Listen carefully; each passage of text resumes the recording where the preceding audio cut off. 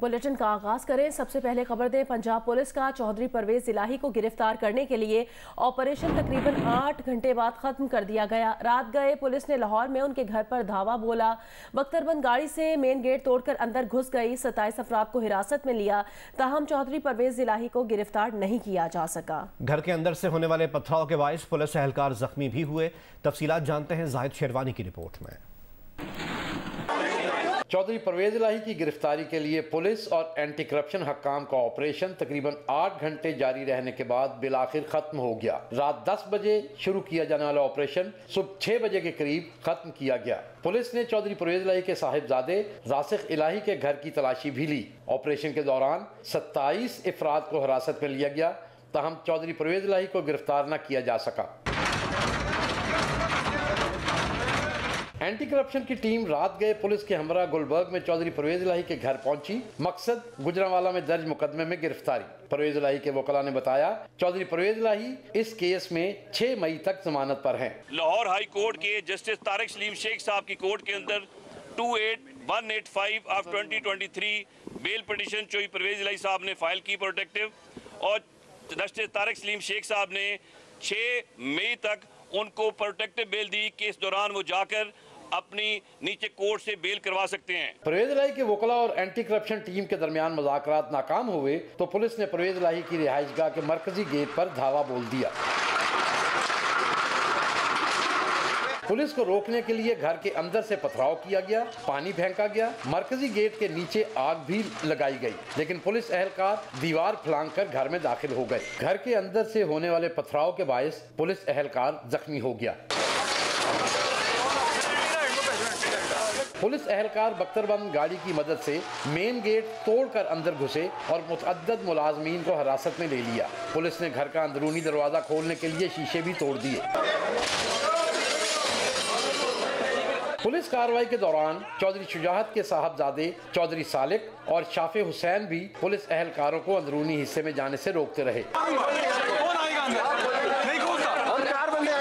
Police operation के खिलाफ PTI के कारकुनों ने परवेज इलाही के घर के बाहर जमा होकर नारेबाजी की, जिस पर पुलिस ने एक कारकुन को हिरासत में ले लिया।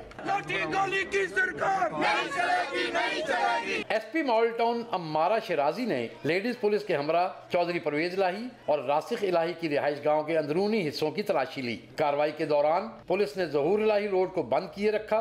तकरीबन 8 घंटे के ऑपरेशन के बाद एंटी करप्शन हक्काम और पुलिस टीम वापस रवाना हो गई। कैमरामैन रिजवान भट्ट और सफीर अहमद के साथ जाहिद शेरवानी, जियो न्यूज, लाहौर। चौधरी परवेज इलाही को गिरफ्तार करने के लिए पंजाब पुलिस का ऑपरेशन तकरीबन 8 घंटे बाद सुबह 6 बजे खत्म कर दिया गया।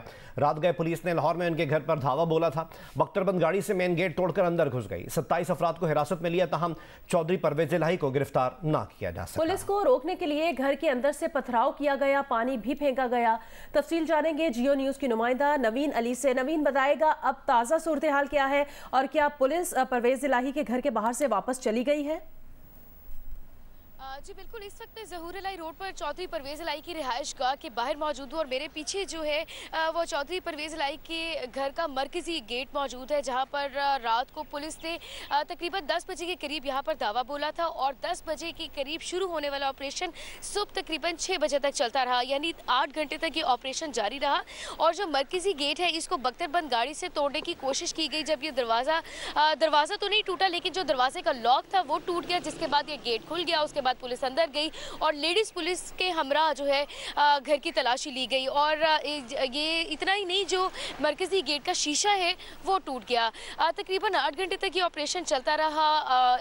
पुलिस की तरफ से जो कार्रवाई की गई वो तो एक तरफ थी, लेकिन अंदर से भी जो है वो खासा पथराव किया गया। उसके नतीजे में एक पुलिस एहलकार जिसके सर पर पत्थर लगा वो जख्मी हो गया। और जो उसके अलावा जो है अंदर से काफ़ी देर तक जो है पथराव का सिलसिला भी जारी रहा। और पुलिस की तरफ से भी जो थी वो कार्रवाई का सिलसिला भी जारी रहा। पुलिस को रोकने के लिए गेट के नीचे आग भी लगाई गई और काफ़ी तरह के जो है वो इकदाम किए गए ताकि पुलिस अंदर ना आ सके। जिस वक्त पुलिस अंदर दाखिल हो रही थी उस दौरान चौधरी शुजाअत के साहबजादे चौधरी सालक और चौधरी शाफे जो है उनकी तरफ से भी काफ़ी जो है मुज़ाकरात चलते रहे, बातचीत चलती रही और तलक कलामी भी बाज़ों का देखने में आई। लेकिन उसके बावजूद भी जो है लेडीज़ पुलिस के हमरा पुलिस ने तलाशी ली और इस दौरान 27 अफराद को जो है वो हिरासत में लिया गया है। इतना ही नहीं यहाँ पर पाकिस्तान। ताज़ा सूरत हाल क्या है? पुलिस यहाँ से चली गई है? हाँ जी बिल्कुल, पुलिस यहाँ से जा चुकी है। यहाँ पर जो कैनाल रोड से आने वाला रास्ता है उसको फिलहाल अभी भी बंद किया गया है। ज़हूर इलाही रोड के ऊपर यहाँ पर स्कूल्स भी हैं, 2 से 3 यहाँ पर स्कूल्स भी हैं, आम लोगों की रिहाइश भी है। जो मॉडल टाउन या लिबर्टी वाली साइड से जो ट्रैफिक की रवानगी है वो आ रही है, जबकि कैनाल रोड वाली साइड से जो ट्रैफिक की रवानगी है वो अभी तक बंद की गई है। वहाँ पर पुलिस की नफरी मौजूद है, लेकिन परवेज़ इलाही की रिहाइश गाह से जो है इस वक्त पुलिस जा चुकी है। यहाँ पर इस वक्त पोजीशन ये है कि जो मरकजी गेट तोड़ा गया था वहां पर इस वक्त वेल्डिंग वाले मौजूद है और उस गेट को जोड़ने की कोशिश की जा रही है, उसकी मुरम्मत का सिलसिला जो है वो यहाँ पर जारी है। और जैसे जैसे यहाँ पर वक्त गुजरेगा डेफिनेटली चौधरी परवेज़ इलाही के जो दोस्त है, बाप, करीबी, जानने वाले और वुकला हैं वो यहाँ पर पहुंचना शुरू होंगे, क्योंकि मैं देख रही हूँ कि कुछ वुकला जो है वो यहाँ पहुंचे लेकिन गिरफ्तार ना कर सकी। नवीन अली हमें अपडेट कर रही थी। नवीन, आपका बहुत शुक्रिया। आगे बढ़े खबर दें। DG anti corruption Suhail Zafar Chattha ने कहा कि परवेज़ इलाही गिरफ्तारी दे कोई गैर कानूनी अमल नहीं किया। गिरफ्तारी के लिए आने वाली पुलिस पर पेट्रोल बम फेंका गया। हमने पहल नहीं की, पुलिस और हमारी टीम पर पथराव किया गया। Additional DG anti corruption Waqasul Hassan ने कहा कि परवेज़ इलाही इधर अपनी रिहाइशगाह में मौजूद ही नहीं है, रिहाइशगाह में ही मौजूद है। चौधरी शुजात की हमशीरा ने भी बताया है कि परवेज़ इलाही दूसरी तरफ हैं। वज़ीर आज़म या निगरान वज़ीर आला पंजाब का ऑपरेशन में कोई हाथ नहीं। महकमा एंटी करप्शन सियासी तौर पर इस्तेमाल नहीं हो रहा। इन्होंने पथराव किया, गेट को बंद कर दिया, थोड़ा लॉफुल ऑर्डर, ये अपने आप को अरेस्ट दें। और इन्होंने अंदर से पेट्रोल भी फेंका पुलिस के ऊपर। वो लाहौर पुलिस आई थिंक इसकी कार्रवाई वो करेगा। It is not a search warrant issue, ये इज़ अ कॉग्निजेबल ऑफेंस और उनकी अरेस्ट जो है वो रिक्वायर्ड है। आपका इदारा सियासी तौर पर इस्तेमाल हो रहा है, सच है? जी, हम क्या कह सकते हैं, सियासी तौर पर इस्तेमाल नहीं हो रहा। जो जिसने करप्शन की, जिस जगह हुकूमत में जो करप्शन कौन कर सकता है, जिसके पास इख्तियार होता है। सर, हमेशा ऐसे ही क्यों होता है कि हुकूमत जाने के बाद एक्शन लिया जाता है? ये अनफॉर्चुनेट है, लेकिन जी ये पाकिस्तान का इसका मतलब है सियासी तौर पे इस्तेमाल होता है। इसका मतलब पाकिस्तान में कौन सा इदारा सियासी तौर पर इस्तेमाल नहीं होता जी। चौधरी शाफे से आपने बाकायदा माजरत की है और कि ये जो पथराव चादर और चारदीवारी का तकद्दुस पामाल हुआ, इस पर नहीं, उनका हाथ भी जख्मी हुआ था जी, और वो अनफॉर्चुनेट था, पुलिस के इल्म में नहीं था। खतून बाढ़ रही, उन्होंने कहा कि दूसरे गेट पे है, दूसरी तरफ है परवेज़ इलाही साहब। उन्होंने कहा, क्या कहा था उन्होंने और वो कौन थी? वो हमशीरा थी चौधरी शुजात साहब की। अब हम ठीक, तो अब ऑपरेशन कंटिन्यू किया जाएगा या आप वापस जा रहे हैं? हम देख रहे हैं, अभी हम देख। आर्डर कहाँ से आए थे कि ये आज आपने गिरफ्तारियां? ये तो जी बड़े दिनों से उनको बुलवा भी रहे थे, उनकी इंक्वायरियां और वो जमानत भी थी उनकी, जमानत के बावजूद निगरान वज़ीर आला पंजाब मोहसिन नकवी का इसमें कोई हाथ है? नहीं जी, नहीं। शहबाज शरीफ का? नहीं जी। इमरान खान की परवेज़ इलाही के घर पर छापे की शदीद मजम्मत। कहा चादर और चार दीवारी के तकद्दुस को पामाल किया गया। उन्होंने पहले घर में मेरे घर पर हमला किया, अब परवेज़ इलाही के घर पर हमला किया। मुशर्रफ के मार्शल लॉ में भी ऐसी बर्बरियत नहीं देखी। ये सब PTI को क्रश करने के लंदन प्लान का हिस्सा है। आइन और जमहूरियत को तबाह किया जा रहा है, आज लाहेबल दूंगा।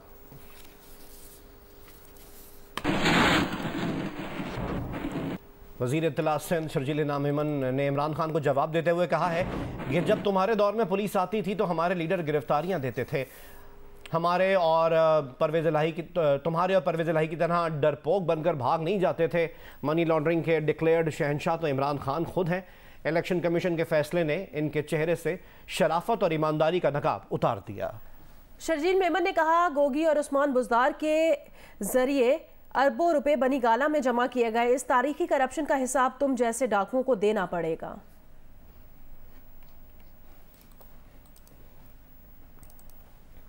चौधरी परवेज़ इलाही के घर पुलिस छापे पर फवाद चौधरी का बयान सामने आया है। फवाद चौधरी ने कहा एक तरफ मुज़ाकरात और दूसरी तरफ गिरफ्तारियां। फवाद चौधरी ने कहा चौधरी परवेज़ इलाही के घर पर छापे से साबित होता है कि इसहाक डार, ख्वाजा साद रफ़ीक और आज़म नज़ीर तारड़ की अपनी हुकूमत में कोई हैसियत नहीं है। हम इस छापे की मजम्मत करते हैं।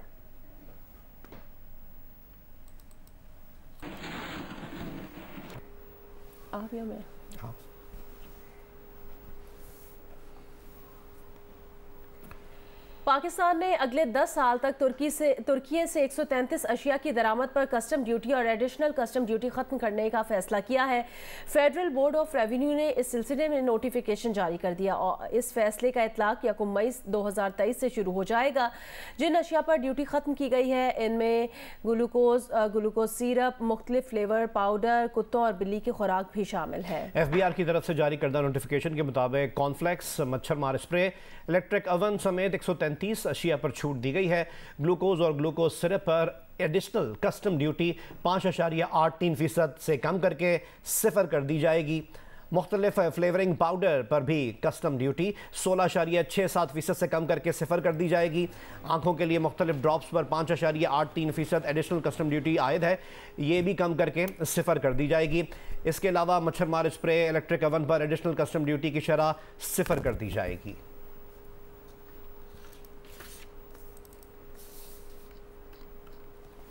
हुकूमत ने दवासाज कंपनियों को अद्वियात की कीमतों में 2 कैटेगरीज में 14 और 20% तक इजाफे की इजाज़त दे दी है। इक़्तिसादी राब्ता कमेटी के इजलास में पॉलिसी बोर्ड को 3 माह बाद जायजा लेकर कीमत में कमी के लिए तजावीज़ मुरतब करने की हिदायत की गई है। वज़ारत ख़जाना ने बताया कि फैसला डॉलर के मुकाबले में रुपए की कीमत में कमी के बायस किया गया। आइंदा माली साल के दौरान अद्वियात की कीमतों में इजाफा नहीं किया जाएगा। सेक्रेटरी सेहत ने कहा कि दवासाज कंपनियों ने कीमतों में इजाफा न करने पर अद्वियात बनाना बंद कर दी हैं। महंगाई के हिसाब से कीमतों में इजाफा नागुज़ीर था।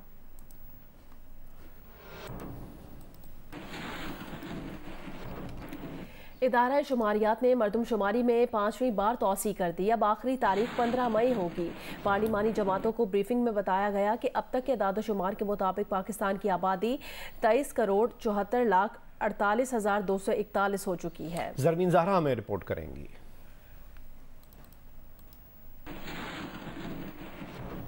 वफाकी इदारा शुमारियात ने 7वीं कौमी मरदमशुमारी में 15 मई तक तोसी कर दी। अब तक के दादोशुमार के मुताबिक पाकिस्तान की आबादी 23,74,48,241 हो गई। पंजाब में 11,64,82,499 अफराद को गिना जा चुका है। सिंध में 5,41,38,485 अफराद का शुमार हो चुका। खैबर पख्तूनख्वा में 3,93,15,873 अफराद की गिनती हो चुकी। बलोचिस्तान में 1,97,13,823 अफराद का शुमार हो चुका है। ये सब बताया वफाकी इदारा शुमारियात के हुकाम ने मरदमशुमारी पर स्टेक होल्डर्स के तहफ़्फ़ुज़ात पर पार्लिमानी जमातों को अपने दफ्तर में ब्रीफिंग के दौरान सूबाई वज़रा आला, वफाकी वज़रा और काने पार्लियामेंट ब्रीफिंग में शरीक हुए। ब्रीफिंग में बताया गया कि डिजिटल सिस्टम के जरिए कम कवरेज वाले ब्लॉक्स की बर वक्त निशानदेही की गई। इदारा शुमारियात के मुताबिक शुरा ने मरदमशुमारी के डिजिटल सिस्टम पर एतमाद का इजहार किया। सरमीन सहरा, जियो न्यूज़, इस्लामाबाद।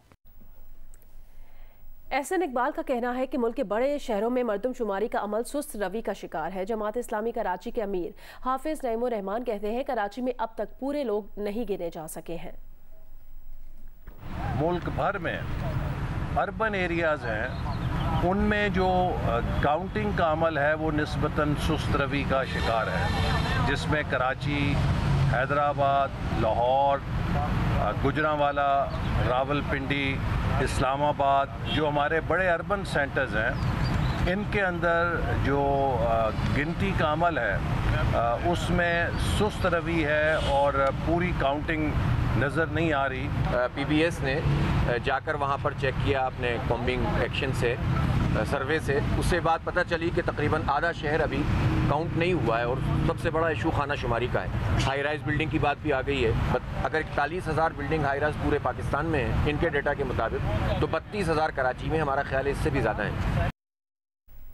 कई दीगर इलाकों की तरह कमालिया में भी गंदम खरीदारी का अमल शुरू हो चुका है। तहसील भर का हदफ 2 लाख बोरी मुकर्रर किया गया है। मजीद हमें रिपोर्ट करेंगे जियो न्यूज़ के नुमाइंदे अमजद सईद।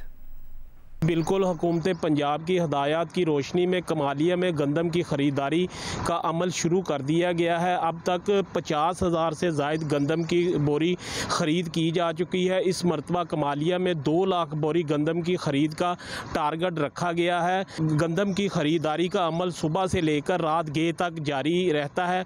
ज़िम्मेदारों को पेमेंट 24 घंटों के बाद बैंक के ज़रिए की जा रही है। इस बारे में हमारी assistant commissioner Kamalia doctor Anam Fatima से बात हुई तो उनका कहना था कि गंदम को ज़िला से बाहर ले जाने पर मुकम्मल पाबंदी आयद कर दी गई है। इसके सिलसिला में 3 शहर के मुख्तलिफ दाखिली और ख़ारजी मकामात पर चेक पोस्टें कायम कर दी गई हैं जो गंदम की नकलो हरकत पर मुकम्मल नज़र रखे हुए हैं।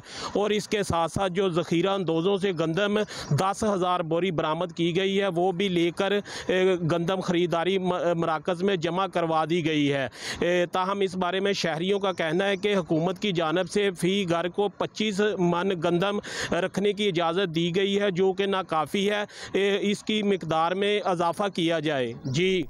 नेशनल एमेचर गोल्फ चैंपियनशिप में बैनुल-सूबाई एसोसिएशन टीम मैच पंजाब ने जीत लिया जबकि ladies international team match Pakistan A के नाम रहा। एमेचर्स कैटेगरी में एम शुएब और सलमान जहांगीर मुश्तरका तौर पर पहले नंबर पर हैं। National amateur golf championship Lahore Gymkhana golf club में जारी है। चैंपियनशिप के तीसरे रोज बैनुल-सूबाई एसोसिएशन टीम मैच पंजाब ने जीत लिया। सलमान जहांगीर, हुसैन अहमद, कासिम अली खान और दामिला तावला पर मुश्तमिल पंजाब ए टीम का स्कोर 451 रहा। फेडरल गोल्फ एसोसिएशन ने दूसरी और सिंध ने तीसरी पोजीशन हासिल की। सीनियर्स में पंजाब पहले और सिंध दूसरे नंबर पर रहा। Ladies international team match Pakistan team A ने जीत लिया। हमना अमजद और दानिया सैयद का स्कोर 319 रहा। पाकिस्तान टीम बी ने दूसरी पोजीशन हासिल की। लेडीज इंटरनेशनल टीम मैच में निदा मीर और सूफिया एम गारवे पर मुश्तमिल कतर की टीम ने तीसरी पोजीशन हासिल की। एमेचर कैटेगरी में तीसरा राउंड मुकम्मल हो गया। लाहौर जिमखाना के मोहम्मद शुएब और सलमान जहांगीर मुश्तरका तौर पर पहले नंबर पर हैं। दोनों गोल्फर्स का मजमूई स्कोर 221 है। इस्लामाबाद क्लब के अहमद जफर हया 222 स्कोर के साथ दूसरे नंबर और लाहौर जिमखाना के समीर इफ्तिखार 224 स्कोर के साथ तीसरे नंबर पर हैं। श्रीलंका के चलिता पुष्पिका का चौथा और मिस्र के नईमदीन का 5वां नंबर है। गाल टेस्ट में श्रीलंका ने आयरलैंड को इनिंग्स और 10 रन से शिकस्त देकर 2 टेस्ट मैचेस की सीरीज 2-0 से जीत ली। आयरिश टीम दूसरे इनिंग्स में 202 रन बनाकर आउट हो गई।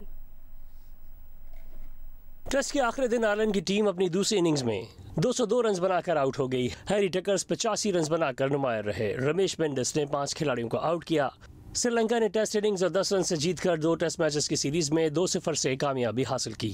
इस मैच में श्रीलंका के लेफ्ट आर्म स्पिनर प्रभात जयसूर्या ने अपने करियर के 7वें टेस्ट में 50 विकेटें लेकर वेस्टइंडीज के साबिक स्पिनर एल्फ वैलेंटाइन का रिकॉर्ड तोड़ दिया। टेस्ट क्रिकेट में तेज तरीन 50 विकेटें लेने का एजाज ऑस्ट्रेलिया के मीडियम पेसर चार्ली टर्नर के पास है जिन्होंने 6 टेस्ट में ये कारनामा अंजाम दिया था। मुस्लिम लीग नून का आला सतह का मशावरती इजलास आज लाहौर में होगा जिसकी सदारत वज़ीर आज़म शहबाज शरीफ करेंगे।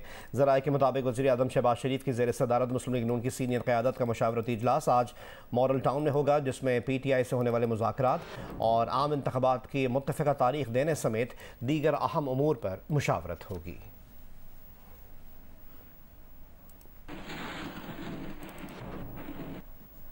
तहरीक इंसाफ के साथ मुज़ाकरात में हुकूमत ने सितंबर में इंतखाबात की तजवीज़ दे दी। तहरीक इंसाफ ने इमरान खान से मुशावरत के बाद जवाब देने की यकीन दहानी करा दी है। मुज़ाकरात का अगला दौर मंगल को होगा। एजाज सैयद हमें मज़ीद रिपोर्ट करेंगे। हुकूमत और तहरीक इंसाफ में मुज़ाकरात का दूसरा दौर पार्लियामेंट हाउस इस्लामाबाद में कमोबेश 4 घंटे जारी रहा। मुज़ाकरात के बाद तहरीक इंसाफ के शाह महमूद कुरैशी ने बताया कि वो हुकूमती तजवीज़ पर इमरान खान से मुलाकात करके उन्हें एतमाद में लेंगे। तहरीक इंसाफ ने अपना नुक्ता नज़र उनकी खिदमत में पेश कर दिया जो हम समझते हैं बहुत माकूल है, काबिल अमल है और आइन के दायरे के अंदर है। उन्होंने अपना नुक्ता नज़र पेश किया और हमने वक्फा किया है कि दोनों साइड्स हम अपनी लीडरशिप से मशावरत कर लें और वो अपने कोलिशन पार्टनर से राय ले लें।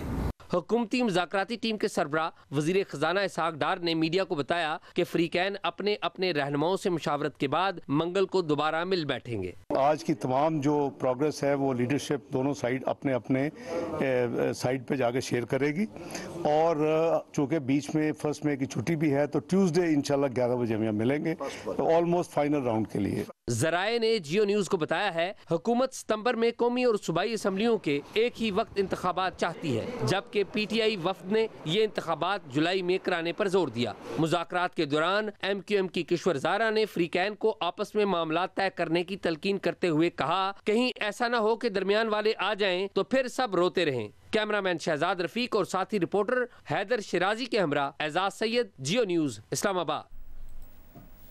PTI और हुकूमत के दरमियान मुज़ाकरात की अंदरूनी कहानी सामने आ गई। ज़राए के मुताबिक वफाकी हुकूमत ने बजट के बाद असम्बलियाँ तहलील करने की पेशकश की। हुकूमती कमेटी ने कहा कि मुआशी सूरत हाल के बायस बजट पेश करना ज़रूरी है। तहरीक इंसाफ ने हुकूमती तजवीज़ पर मुशावरत के लिए वक्त मांग लिया। ज़राए के मुताबिक PTI वफ्द का कहना था कि बजट पेश करना ज़रूरी है तो मई में भी किया जा सकता है। वफ्द ने मौक़िफ़ अपनाया कि एक साथ इंतख़ाबात के लिए आइनी तरमीम ज़रूरी होगी।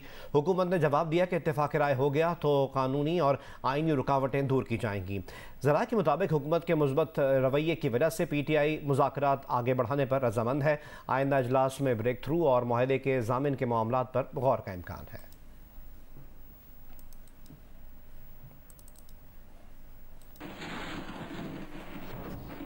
आगे बढ़े दीगर खबरें शामिल करें और आपको बताएंगे खैबर पख्तूनख्वा में PTI हुकूमत के मंसूबे BRT पेशावर की लागत 92 अरब रुपए से तजावुज़ कर गई है। ये इंकिशाफ निगरान वज़ीर ट्रांसपोर्ट शाहिद खटक ने जियो न्यूज़ के प्रोग्राम जिरगा में गुफ्तगू करते हुए किया।